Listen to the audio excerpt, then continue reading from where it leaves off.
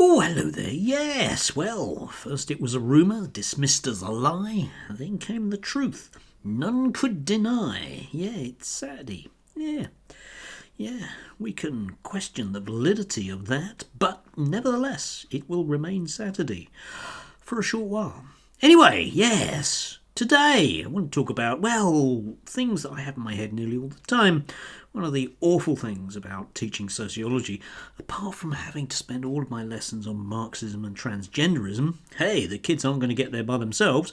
Yeah, apart from those two things, of course, is that one thinks about values and norms and culture, and one simply swims in this sea of thoughts and ideas all the time, and usually hegemony as well. Yeah, that horrible Gramscian thing, a long march through the institutions et al. Yes, indeed, but one again applies these concepts to, well, our commentariat class, and they are usually found wanting because, of course, they cannot, enigmatically speaking, see the wood for the trees, and they just come out with stuff that you just think, yeah, that doesn't make any sense, does it? It doesn't add up at all. But they are paid, of course, to be our public intellectuals. Not like me, I'm just a job's worth, mate. Anyway, Exhibit A, we have inevitably perhaps Connor Tomlinson, who is talking about teacher shortages, and of course being the old saying about if you only have a hammer, then it looks like you're going to use that against any problem. I paraphrase. No, I don't. I elongate the phrase, but you get the idea. Yeah. Everything becomes a nut whether you use a hammer, doesn't it? Yeah. Anyway, of course, it's all the fault of the migrants. And, the reason why we're having to import teachers, boo hiss, from brown countries, boo hiss, is because, we have too many brown kids here. And therefore, what we need to do is get rid of the brown people, and they won't have kids.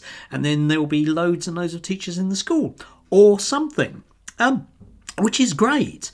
But the thing is, Connor, that we have a teacher shortage like now, or 5 years ago, or 10 years ago, or 15 years ago, or 20 years ago. Basically, throughout my entire teaching career, there has been a teacher shortage, which suits me just fine because, being the specialist that I am, I can actually sort of charge a reasonable amount of money and I don't starve, which is good. However, if I'm going to hang around and wait as long as indeed the other teachers are for your mass deportation program to happen, along with, all your hand-picked interesting Einsatzgruppen buddies, then I think we're going to be here for a long time because, of course, most of the people that are actually, in schools are, people that were, born here. But I guess, like some sort of 1C conference, you'll just waive those stupid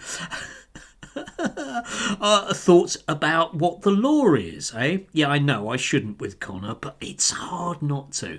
Anyway, bears have very little brain, so I'll just hang on then whilst you put that plan into operation. And as I've said before with Connor, I think it's very, very important he gets out there and gets his hands dirty and makes sure that he's the one, scooping the children out of their homes and putting them on the back of the truck. I think that's absolutely vital. But great. You can turn, this into a mass deportation issue if you want. Doesn't solve anything, does it? Not in a hurry. No, not in a hurry. It's Jacob Rees-Mogg's 50 years to see the benefits. And of course, in terms of political heavyweights and intellectuals what are out there, Alison Pearson, who once again is continuing to complain about the fact that she posted something that was racially divisive, and how dare the police have a go at people that are racially divisive. So anyway, she's having a go at somebody because they're racially divisive. And the police should see to people that are racially divisive, but they shouldn't see to Alison, because again, according to her and in her world, her racism is absolutely fine because it's just common sense. But other people's racism is blindingly awful, isn't it? Imagine being a bigot and being able to get away with it, Alison. Joined up thinking, not really there. And finally, the pièce de la résistance, which is always Suella Braverman, because if ever you want anything to be reduced to very, very simple concepts that very, very simple people can understand, Suella's your gal, isn't she? Yeah. So I do like this. From the fastest growing economy in the G7 to falling GDP. This is what economic illiteracy does to the country. Reeves, recession incoming, Labour isn't working. Yes. Which got me thinking to all about those, dreadful things that stopped the Tories in the last, 15 years, which were things like the blob, yeah? Because, of course, what the Labour Party are doing, of course, is tackling those kind of issues in and around the blob. So how come the blob isn't stopping them? And if the blob is stopping them, then are they, a la Liz Truss, causing this recession? Because it cannot be that the blob magically is totally in charge whenever Suella's a backbench MP. Well, she still is a backbench MP, but, not even a leadership contender, which obviously, let's face it, that's actually been nothing of the last 8 years, but leaving that aside, yeah, how come it is that they're totally in charge and then at the same time aren't? Well, they just love Labour governments that are, going to roll back things like all of those thousands of people that work for the NHS. Whereas when the Tories try to do it, they don't. Yeah, me neither. Yeah, it's all those people that argue, of course, that the blob and, vested interests stopped Trump being elected in the middle of his 3 election attempts. So how come they allowed it the first time round and the third time round again? Yeah, the problem with being all powerful and all seeing is that's the rules that have to apply. Bit like with God. He either is all powerful, all seeing and all knowing, or he isn't. He can't take a nap. Yeah, I mean, I realise that certain aspects of Holocaust theology do demand it, but by God, you've got to do mental somersaults to get to that conclusion. There definitely is a God, and he's perfectly capable of doing anything he wants, but he just decides not to.